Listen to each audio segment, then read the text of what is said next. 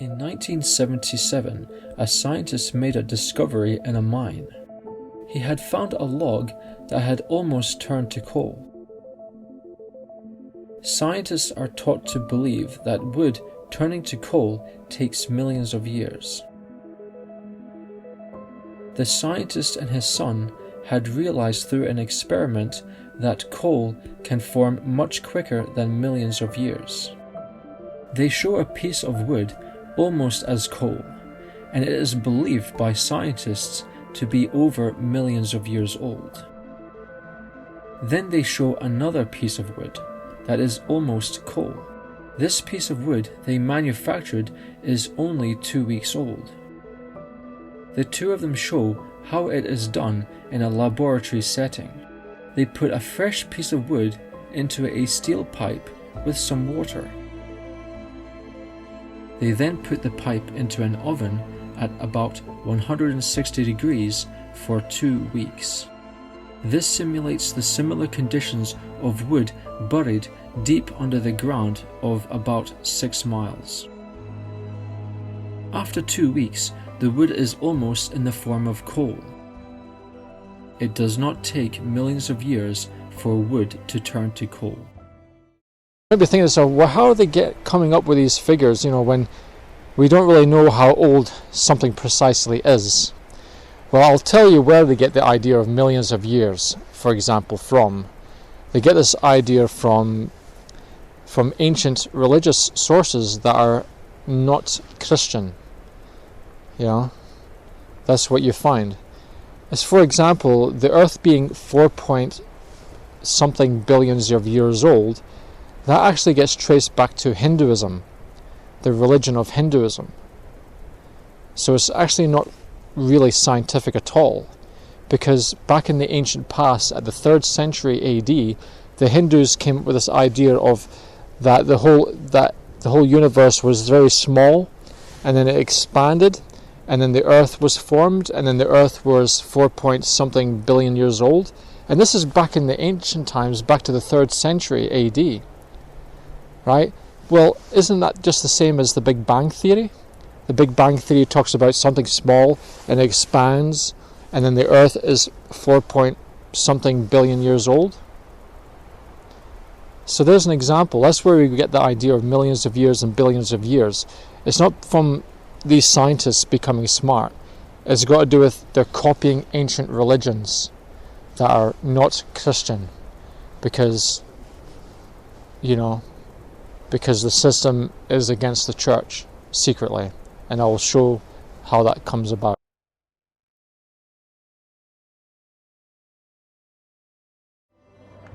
We will now look at the fossil record said to be millions of years old.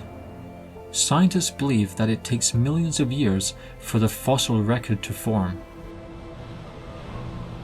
We will show you that it does not take millions of years for sedimentary rock to bury life forms. Let's look at some fossils of fish.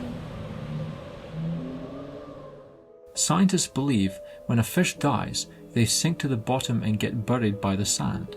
Then it gets buried over and over again with more sediments, causing it to become fossilized over millions of years. But we realize there is a problem with that. When a fish dies, they do not sink to the bottom and get buried by sand. They float to the top of the water and get eaten by other sea creatures. So these fish must have been buried very quickly by a cataclysm of Noah's flood. Also, we have a fossil of a fish eating another fish. How can a fish die in the process of eating another fish and then get buried? Again, this fish was alive, then it got buried very quickly.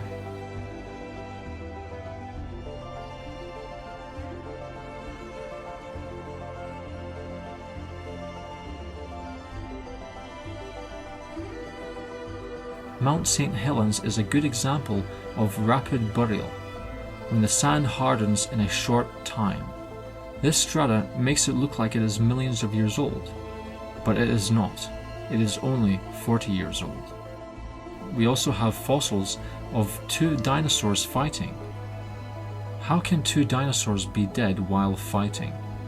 Again, this is rapid burial from a cataclysm of Noah's flood.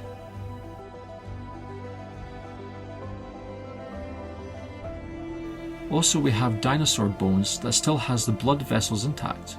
Again, the dinosaurs cannot be millions of years old either, because scientists believe that molecules cannot last more than 100,000 years.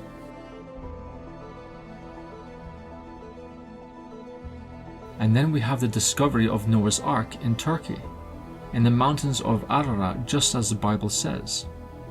It has the right dimensions, just as the Bible describes. Using a metal detector, Ron was able to locate the iron nails in the areas of the boat. The boat, of course, is rough and half buried just because it was there for thousands of years.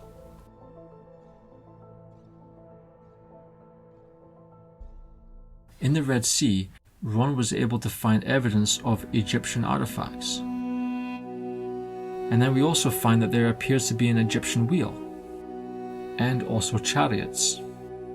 And also in the Red Sea, there have been discoveries of skeletons found. Scientists say that these skeletons look like they were destroyed by either a tidal wave or a landslide.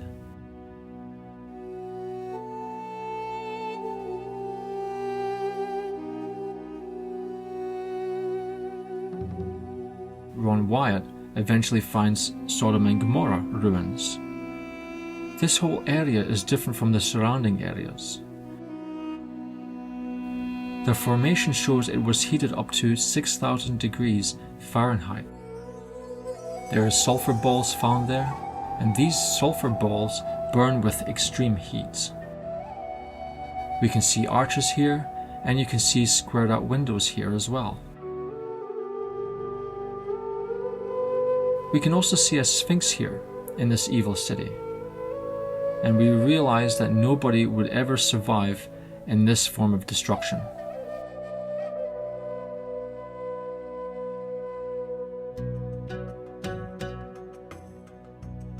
Before the flood of Noah, we find that the Bible talks about giants walking the earth. And the giants came about because of the sons of God. Michael Heiser, a PhD biblical scholar, tells us that the sons of God are divine beings that came down from heaven and took human wives.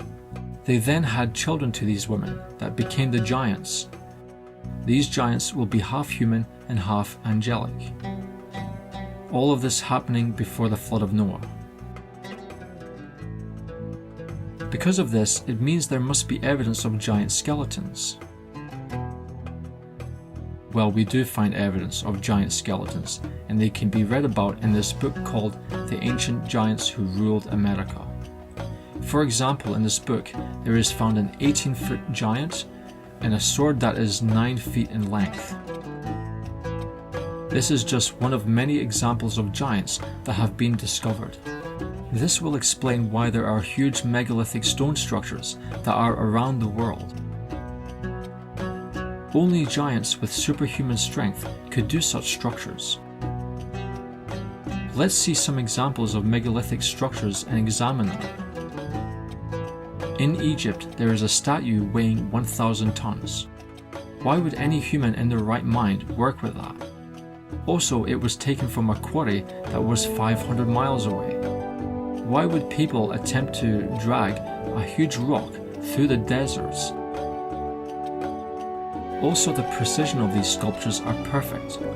According to Chris Dunn, an engineer, he says that the Egyptian tools could not have achieved those results. This will be evidence that the pyramids were already built in the days of Noah, and these would have been created by the giants. We also find water erosion on the Sphinx of Egypt, and this could be from the flood of Noah. These areas of megalithic structures in Egypt were likely built by the giant offspring of fallen angels. Amazingly, the stone structures are fitted without mortar. The stones are so tightly fitted together that you cannot get a hair into the joints. This is incredible precision. So what has likely happened is that the Egyptians came across these structures after the flood of Noah, and then they built their own civilization there. They came from the line of Ham, the son of Noah. You might wonder, why is this not taught in any of the schools? To answer this question, we need to go to the ancient times of when Baal worship was prevalent.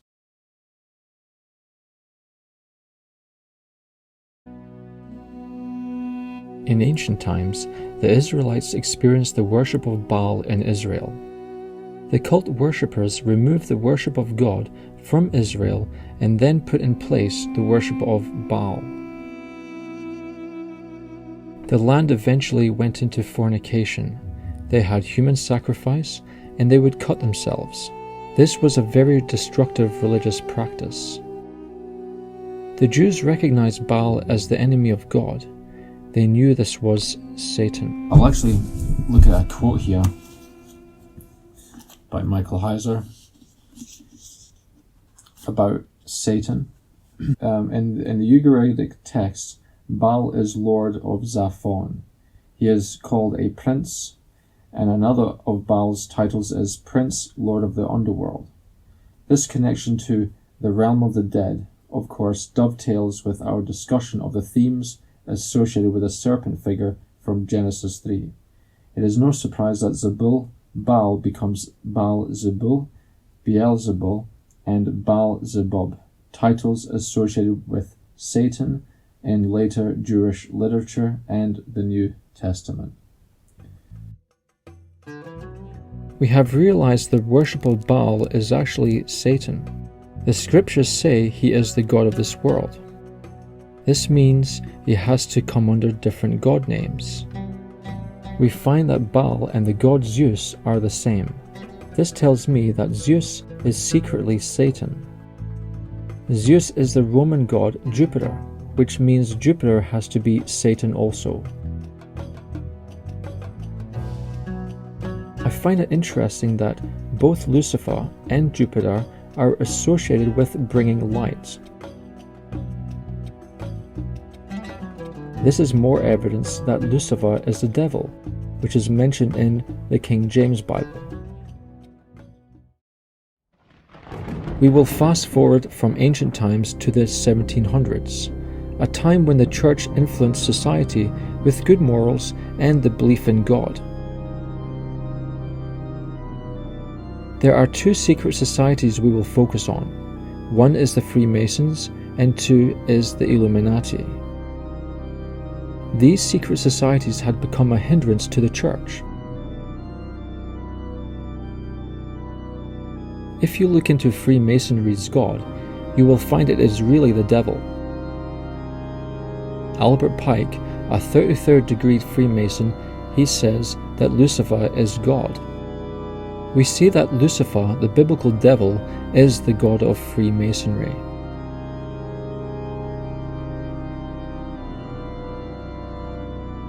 We are going to look at another secret society, and this secret society was created within Freemasonry.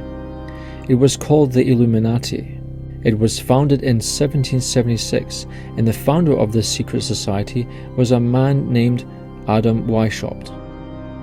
His goal was to covertly subvert the world and have a one-world government, while all governments around the world have been abolished. This secret society's goals were discovered by the Bavarian police. They uncovered a courier's body who was struck by lightning while on horseback. He was carrying papers with the secret plans of the Illuminati and a list of its members. One of their techniques to shape the public's minds and opinions was to control people in high positions of power. And one of the techniques was to use blackmail. There is also another technique to remove the church from the public, and it was to manipulate the schools. Schools shape public opinions and beliefs. We have evidence that a Freemason and an Illuminati member were responsible for removing the church from the schools and put the schools into state hands, the hands of the government.